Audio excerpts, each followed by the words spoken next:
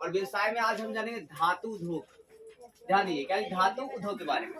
तो उत्तर वैदिक काल में जो है ना, उत्तर वैदिक काल में जो लोग थे 4 प्रकार के धातु का जो है उनको धातु उद्योग की जो है ना जानकारी थी। उद्योग आप अच्छे से लिख लीजिए उद्योग।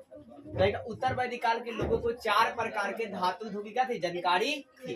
किसका? सोना का, तांबा का, कांसा का और लोहा का, उत्तर वैदिक काल को। लेकिन ऋग वैदिक काल को किनका जानकारी था? सोना, तांबा और कांसा का। लोहा का जानकारी नहीं था ऋग वैदिक काल के लोगों को। और पूरे वैदिक काल में चांदी की जानकारी क्या थी? नहीं थी। मतलब मोटा मोटी आपने क्या बात अभी जाना, उत्तर वैदिक काल के लोगों को 4 प्रकार के धातु उद्योग की जानकारी थी। सोना, तांबा और क्या जी, कांसा और लोहा का। चांदी का जानकारी नहीं था। अब है क्या कि इन सभी को अलग अलग नाम से भी जाना जाता था। जैसे कि सोना को हिरण्य कहा गया। क्या जी? हिरण्य।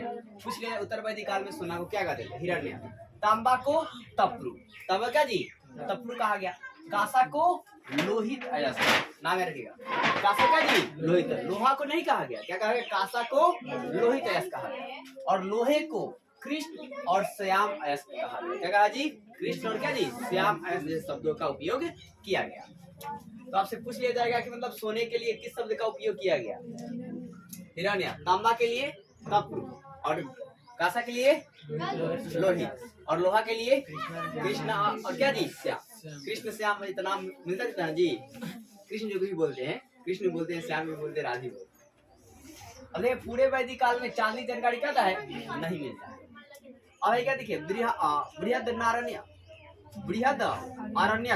बृहद आरण्यक उपनिषद में आपका है क्या कि, और बृहद आरण्यक उपनिषद और श्रेष्ठिन और ऐतरेय ब्राह्मण में व्यापारियों के लिए श्रेष्ठ शब्द का उपयोग किया गया है। मतलब उत्तर वैदिक काल में कोई ज्यादा श्रेष्ठ था तो कौन थे जी? कुलीन वर्ग के लोग थे, मतलब व्यापारी वर्ग के लोग थे। कुलीन वर्ग या व्यापारी वर्ग, ठीक है, याद रखना। तो समाज में उत्तर वैदिक काल में श्रेष्ठ कौन थे? तो व्यापारी लोग। कौन थे जी? व्यापारी लोग, ठीक है। ये बात जानकारी इसका कहाँ से मिलता है? तो ब्राह्मण आरण्यक, बृहद आरण्यक उपनिषद से और श्रेष्ठिन ऐतरेय ब्राह्मण, ठीक है, दोनों तीनों किताब के नाम है। अब है क्या विदेशी व्यापार। तो है क्या विदेशी, उत्तर वैदिक काल में या ऋग वैदिक काल में विदेशी व्यापार का स्पष्ट जानकारी नहीं मिलती है। उत्तर वैदिक काल के लोगों के पास ना, लोगों में ना आपका है क्या कि विदेशी व्यापार की स्पष्ट जानकारी क्या जी? नहीं मिलता है। कोई प्रमाणिक जानकारी भी नहीं मिलता है।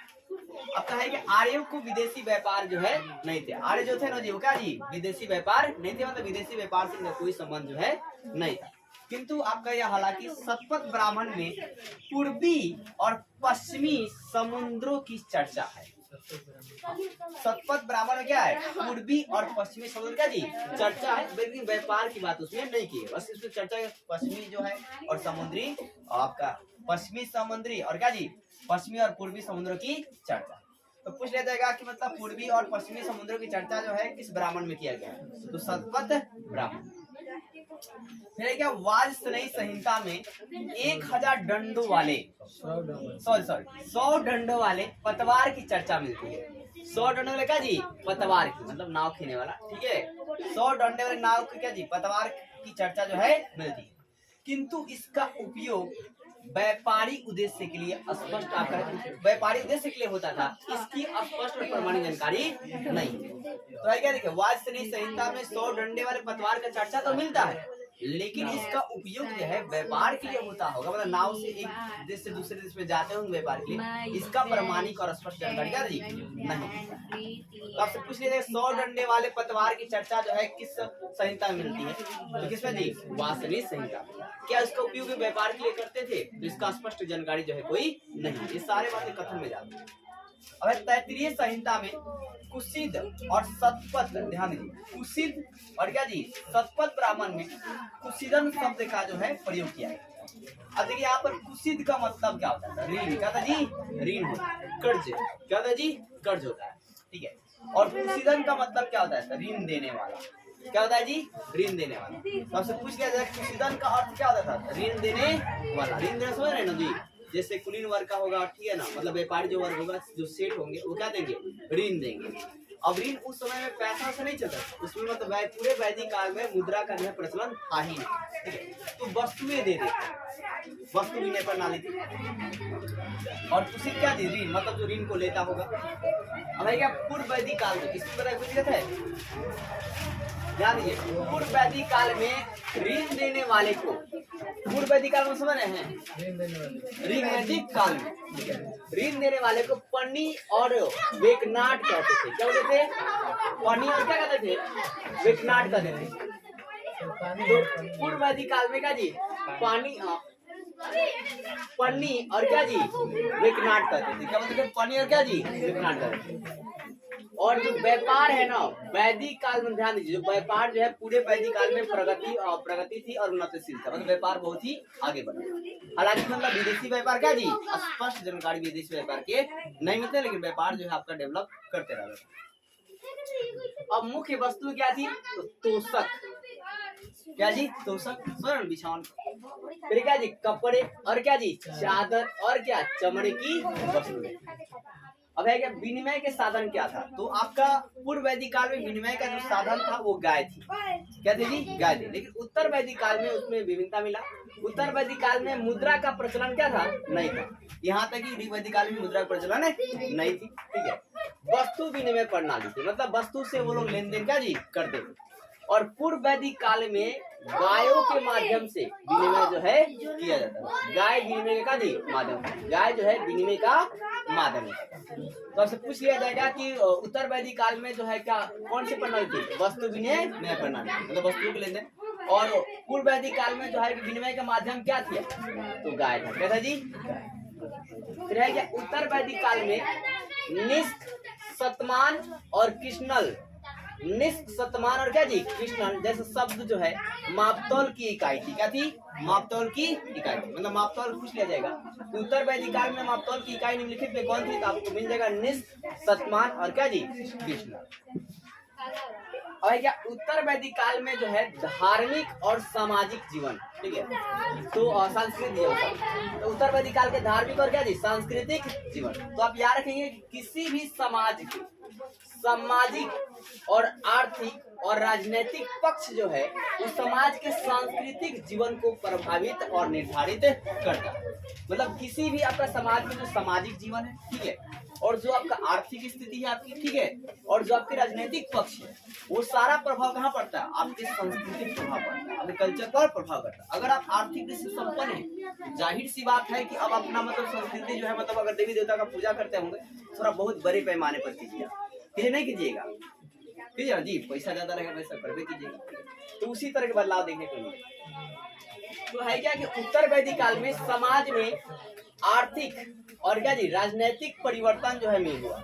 उत्तर वैदिक काल में समाज में क्या हुआ, आर्थिक और राजनीतिक परिवर्तन हुआ। तो जब आर्थिक और राजनीतिक परिवर्तन होगा तो जाहिर सी बात है कि धार्मिक और सांस्कृतिक भी परिवर्तन होंगे, धार्मिक में भी परिवर्तन होंगे, संस्कृति में भी परिवर्तन होंगे। जैसे कि हुआ क्या कि स्टार्टिंग में जो यज्ञ ऋग वैदिक काल में आपका है, यज्ञ जो है आपके मतलब परिवार के द्वारा किया जाता था, परिवार के समूह द्वारा किया था, मुखिया के द्वारा किया जाता था। लेकिन जैसे उत्तर वैदिक काल में हुआ तो वहाँ पर यज्ञ जो है यज्ञ तो किया गया और एक बड़े पैमाने पर यज्ञ, और यज्ञों में खर्चा जो है ना बहुत ज्यादा बढ़ गया। यहाँ तक कि 2 लाख गायों का भी मतलब यज्ञ कराने वाले को दान में दिया जाता था, ठीक है, 2 लाख गाय, ठीक है, इस तरह मतलब बहुत ज्यादा खर्चा हो गया। और यहाँ तक कि बलि का भी जो प्रचलन जो है मिल गया यज्ञों में। और यज्ञों में आपका मतलब है कि मंत्रों का जो उच्चारण पर विशेष बल दिया गया। और ऋग वैदिक काल में मंत्रों के उच्चारण पर विशेष बल जो है नहीं दिया था। मंत्रों का आप कैसे भी पढ़िए, आप पढ़ सकते हैं। और जो यज्ञ जो कराने वाला है आपके घर का भी आदमी कर सकता है ऋग वैदिक काल में। लेकिन जैसे उत्तर वैदिक काल आता है यज्ञ को सिर्फ पुरोहित ही करा सकते हैं और उसके बदले में उनको जो है जो क्या बोलते हैं उपहार जो है आपको दे। हाँ, लगभग मतलब बड़े से योग में जैसे अश्वमेघ हो गया, 84 योग हो गया, ऐसे योगों में मतलब आपका 2 लाख गायों को मतलब लगभग दिया जाता है। अब क्या देखिए पूर्व वैदिक काल में लोगों का जीवन मुख्य उद्देश्य क्या था, तो लौकिक था। क्या था जी, लौकिक था। क्या था, लौकिक था। मतलब वो लोग ज्यादातर मतलब आपका है क्या मतलब ध्यान दीजिए तथा भौतिक सुख सुविधाओं के लिए अधिक प्राथमिकता देते थे, ठीक है। मतलब ये आपका है क्या मतलब जो अपना जो भी मतलब बात करते थे अपने घर तक, ठीक है ना। और फिर उसके बाद प्रकृति को भी देखकर करते थे।